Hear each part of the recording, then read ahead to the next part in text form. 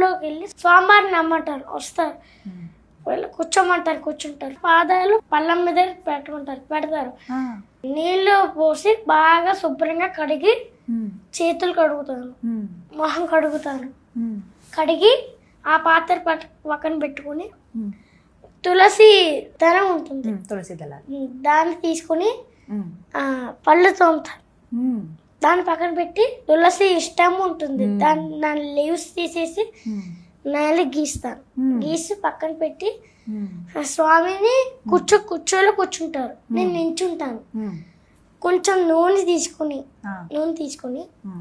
పైన నెమ్మదిగా ఇలా మధ్యన ఇలాగా రాస్తాను.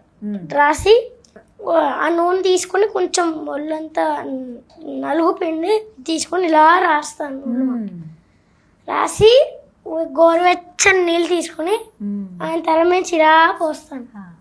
పోసుకొని కుంకుడికాయ రసం ఉంటుంది, తల మీద నెమ్మదిగా ఇలా రుద్దుతాను మొత్తం. మళ్ళీ గోరువెచ్చని నీళ్ళు తల మీద పోస్తాను.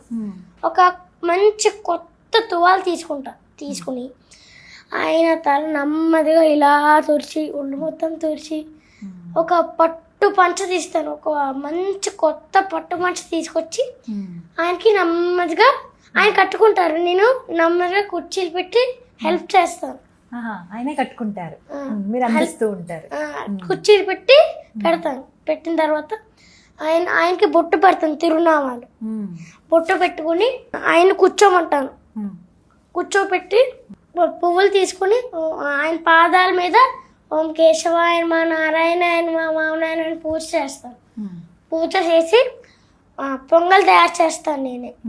పొంగల్ తయారు చేసి ఆయనకి తినమంటాను. ఆ స్వామి వేడివేడిగా ఉంది, తినండి స్వామి ఆయన మధ్యలో కొంచెం నీళ్ళు ఇస్తూ పెట్టి ఆయన తింటారు. పక్కన పెట్టేసిన తర్వాత శుభ్రంగా ఆయన మూతి కడిగి పాదాలు పెట్టి స్వామి మీరు పొంగల్ తిన్నారు, అలా హాయిగా రెస్ట్ తీసుకోండి అని హాయిగా అలా రెస్ట్ తీసుకుంటాను. నేను పూజ అలా చేస్తాను రోజు గుడికి వెళ్ళి.